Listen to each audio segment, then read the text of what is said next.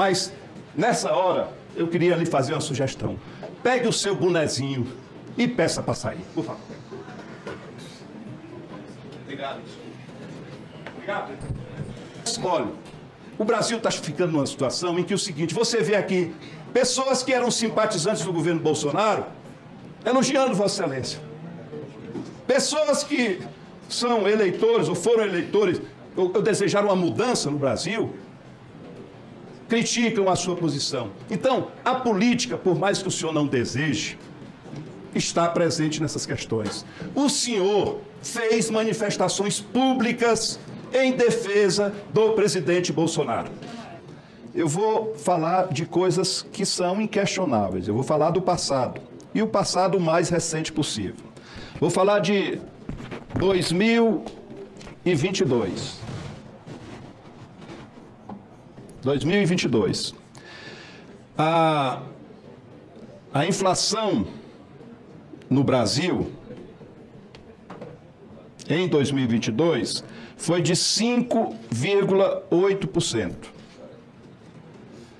A nossa taxa de juro terminou o ano com 13,75%. Com quem a gente pode comparar para que efetivamente seja uma comparação razoável? Eu me permito comparar com a meca do capitalismo. Embora eu não seja a minha melhor referência, eu tenho outras nações do mundo como referência de país. Mas vou comparar com a meca do capitalismo, que são os Estados Unidos da América. Então, USA, no mesmo ano de 2022, inflação 6,5%.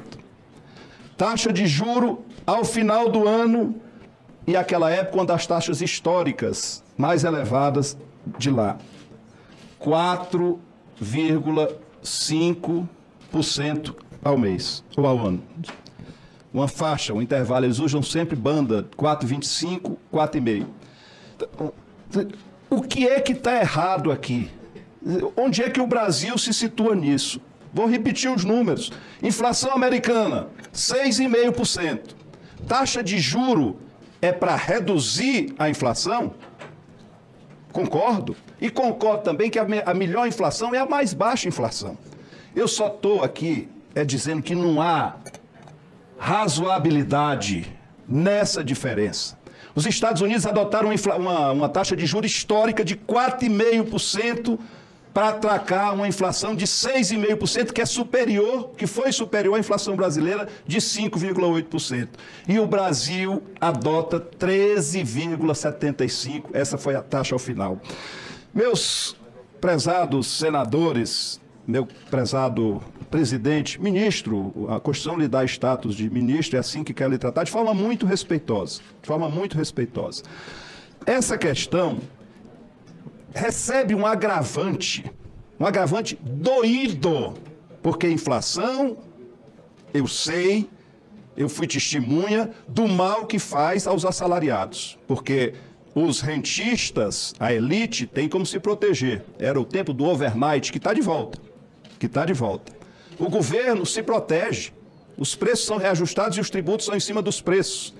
Quem sofre é o assalariado, que começa ganhando 100 e termina, como já tivemos no passado, ganhando 30. Já tivemos inflação superior a 70% ao mês no passado. Vejam bem, nos Estados Unidos, comparando aqui com a Jerusalém do neoliberalismo, desemprego ao final de 2022, 3,5%. Desemprego no Brasil ao final de 2022, 9,3%. O Brasil tem 3 vezes mais desempregados ao final de 2022, praticamente, arredondando os números, do que os Estados Unidos, que praticam 4,5% de taxa de juro e o Brasil pratica 13,75%. Sabe onde é que vai incidir esses 13,75%? Na nossa dívida, na dívida do governo federal, que ao março, eu posso trazer esse dado para março desse ano, 7,3 trilhões de reais. Março desse ano, 7 trilhões 325 bilhões de reais, a nossa dívida pública. Olha, vamos fazer aqui uma conta simples, porque a economia deve ser, se não é, deve ser pelo menos, deve se tentar simplificar a atenção do povo brasileiro. O Brasil, com essa taxa de juro, e naturalmente a gente sabe que tem outros indicadores, mas essa puxa para cima, o ministro falou que 2% da nossa economia está atrelada à Selic, a nossa dívida, 50% dela, ou praticamente 50% dela está atrelada à Selic, e as outras estão sempre vinculadas, o mercado sempre procura vincular. Então, em 2022, o que a União, pagando ou acrescendo a nossa dívida, que vai fazer efeito como uma bola de neve para o ano seguinte, despendeu 802 bilhões de reais. A conta que eu faço, senhoras e senhores senadores, é a seguinte: se o Brasil praticasse a taxa de juro da meca do capitalismo, que é a americana, nós teríamos despendido 292 bilhões com a dívida. Isso significa, objetivamente, e aí eu passo para a metade aqui, para a outra metade do quadro negro, vê se o espaço cabe para tanto zero. Isso significa uma economia, se o Brasil que despendeu 802 bilhões na dívida em 2022, se usasse a taxa de juros americana, despenderia 292. Então, a diferença são, vou ver se cabe aqui, 510 milhões, bilhões. Vai ficar aqui, faltando espaço para 00 centavos. 510 bilhões de reais seria o que o Brasil teria economizado em 2022 se praticasse a taxa de juro da meca do capitalismo, dos Estados Unidos. O que é que significa 510 bilhões? Aliás, primeiro eu vou perguntar, para onde vai esse dinheiro? Quem passou a ser beneficiário no ano passado de 510 bilhões de reais? Não, quem é beneficiário? Para onde esse dinheiro vai na contabilidade? Esse dinheiro vai cair, no final das contas, na conta de quem?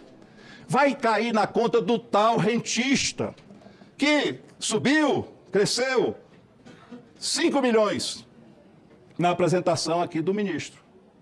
5 milhões de pessoas físicas hoje estão ou são beneficiários do rentismo. 5 milhões de pessoas. Vamos lembrar que o Brasil tem 220 milhões de brasileiros. 8,7 significa 80 milhões de brasileiros, desculpe, significa 8 milhões de brasileiros desempregados. Desempregados, chegando em casa e não tendo o que dar de comida aos seus filhos. Eu não quero aqui ser dramático, mas essa é a realidade que tem que ser enfrentada. Então, isso aqui é o governo fazendo o papel de Robin Hood às inversas. O Robin Hood tirava dos ricos para distribuir entre os pobres. O governo brasileiro, leia-se Banco Central, tira dos pobres, tira do orçamento da União 510 bilhões de reais para concentrar na mão de ricos. O que é que se podia fazer com isso para que as pessoas possam entender o que é que isso significa? Eu tomei aqui a liberdade, presidente, com a sua generosa aquiescência, de citar, e vou fazer isso rapidamente, alguns itens que são da compreensão do povo brasileiro. Bolsa Família. Bolsa Família. A previsão para esse ano é de se despender 176 bilhões de reais, com todo o programa Bolsa Família. Isso quer dizer que 510 bilhões, se fossem economizados a uma taxa de juro menor, razoável, compatível com a americana, isso daria para triplicar o valor do Bolsa Família. Triplicar. As famílias brasileiras que são hoje beneficiárias poderiam estar ganhando, ao invés de 700, em média, 750, poderiam estar ganhando R$ 2.100. Todos eles. Bolsa Família. Triplicar. Triplicar o valor. Daria para fazer. Daria para fazer, senhor presidente, se a gente entende que há um déficit habitacional enorme no nosso país, daria para fazer com esse valor, a um custo de 140 mil a unidade habitacional, 3,6 milhões de habitações populares. Por ano. Por ano! Isso zeraria o déficit. Me ajudem aqui, acho que o déficit brasileiro não chega a 6 milhões, salvo engano, de habitações. Em 2 anos de economia, resolveria-se o déficit habitacional, ou seja, todos os brasileiros teriam uma casa decente, digna para morar. Vamos à frente. Educação. Eu fiz aqui um cálculo. Uma sala de aula custa 140 mil reais, ou 130 mil reais. Uma escola de 10 salas, estou fazendo aqui um cálculo, custa 3,8 milhões de reais. Então, daria para se fazer 134 mil escolas. 134 mil escolas por ano. Isso universalizaria em 3 anos, quero crer, a possibilidade, a infraestrutura necessária para que a gente tivesse todas as matrículas, coisa que o Sobral vai fazer ao final do ano que vem, em tempo integral. Todas as matrículas em tempo integral, que seria uma solução para melhorar a educação e seria uma solução para diminuir a violência. Vou concluir com mais alguns 2 dados, presidente, com a sua paciência. Estradas. Está previsto para esse ano, que é equivalente a 4 anos do Bolsonaro, 18,7 bilhões. Daria para multiplicar isso por 27 vezes. Nós multiplicaríamos o orçamento de infraestrutura em estradas e a gente teria estradas compatíveis com a necessidade dos tempos atuais. Estradas duplicadas, estradas em boas condições, bem diferente do que é, infelizmente, a realidade brasileira. E veja bem, senhoras e senhores senadores, eu tive um cuidado de perguntar o seguinte: quanto custaria aos cofres públicos, porque a gente sabe que o salário mínimo é pago ao trabalhador CLT pela iniciativa privada, mas beneficiário de previdência, beneficiário de programas do governo, recebem salário mínimo. Portanto, a grande dificuldade em se aumentar. Se aumentar em 10% o salário mínimo, os impactos para o governo seriam da ordem de 28 bilhões de reais.